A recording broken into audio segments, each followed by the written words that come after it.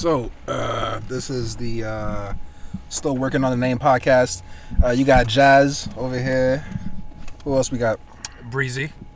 Got Breezy today, and James. And we got James. It's good, James. How you doing? Wait. James is new here. James, let's hear something about yourself, James. I'm sorry. We're laughing because I'm a clown. That's why. I think his name is Ronald. Ronald McDonald. Ronald James. James Bozo.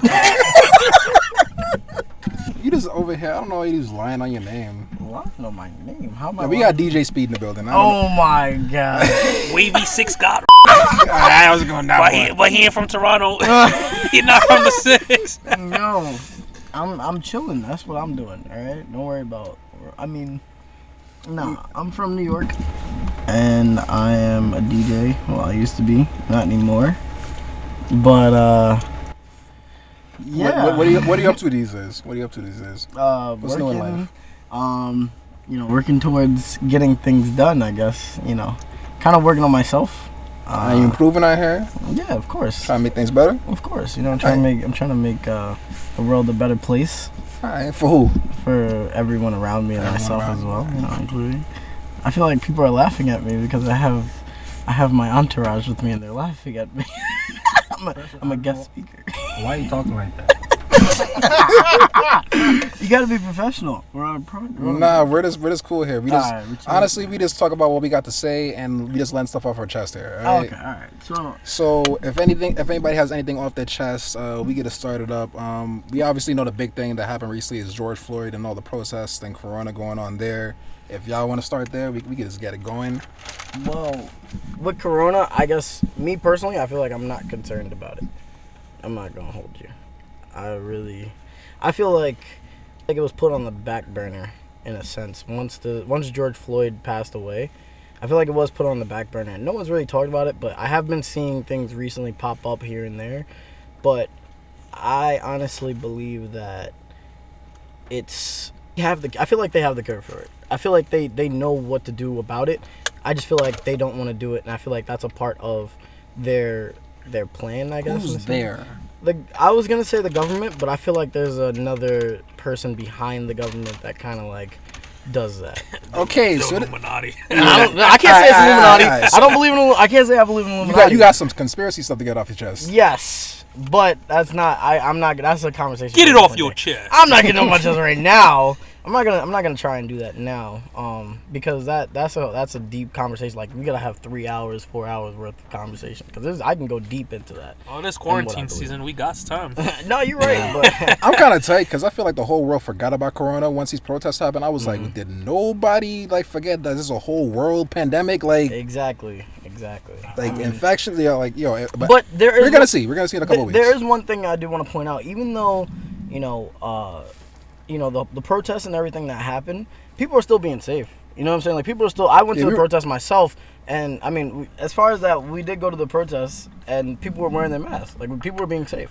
We were social distancing. We wasn't really very close to anybody else. There was no social distancing at any protest that we've been to or that anybody else has been to. Speak for yourself. I can't. I've seen them protests. There was no social. Only in New Zealand.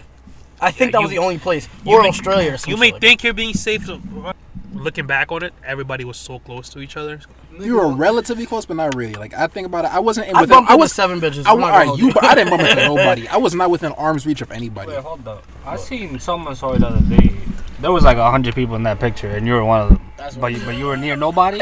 I said I wasn't within arm's reach of anybody. That's a lie.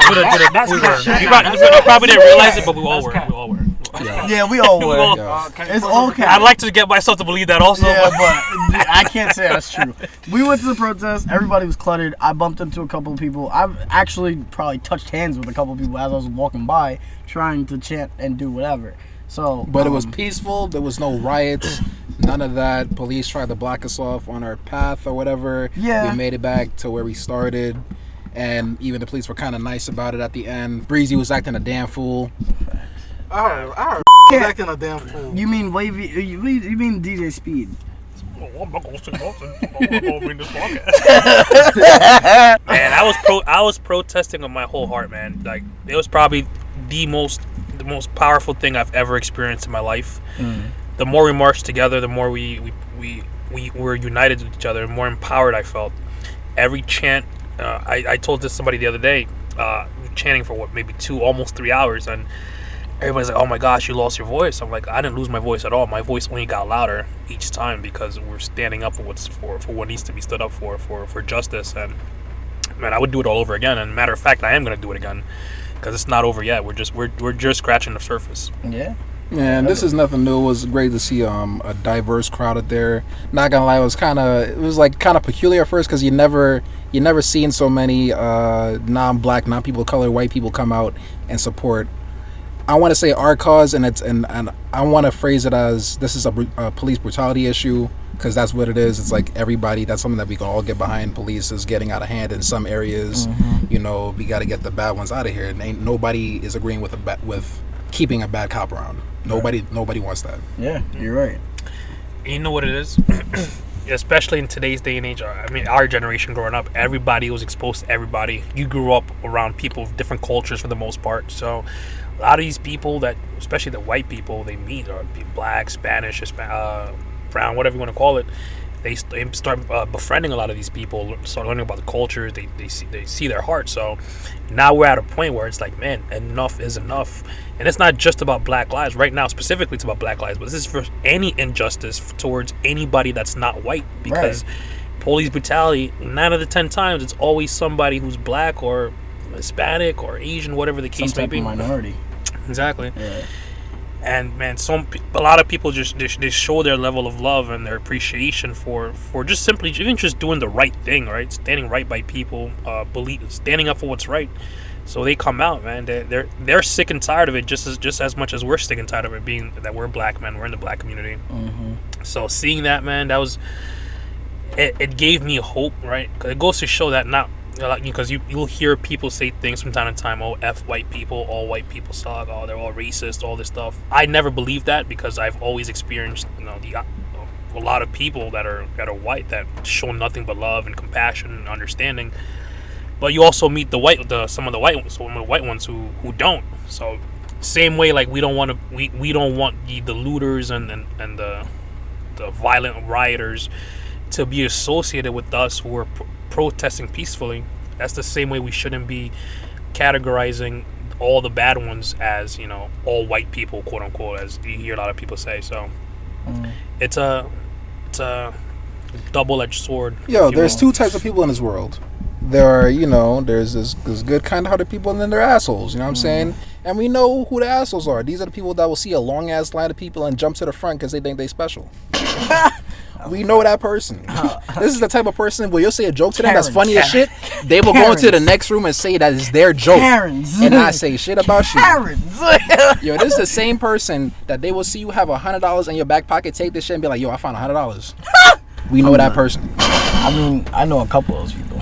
I ain't gonna say no names though, cause That's not we not talking about that. No, we ain't talking about that. But one thing I do want to point out, and because for me, I guess I don't know about you guys, but like the whole thing with my ex-girlfriend and everything. Well, I don't think they know. Yes, I'm going to tell them, but I'm just saying, I'm letting you guys know. I'm not putting her name out there, for that reason. But give her a code name.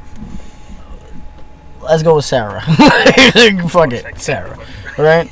So now Sarah and I, my ex-girlfriend, we dated for, I don't know, for like 4 years, 3 years. Well, what's so special about Sarah? Well, Sarah is white, and I am a young black man in America. Now, more power to you. Yes. Whatever. Anyway, I can't. I'm not trying to get off topic. The reason why I did Sarah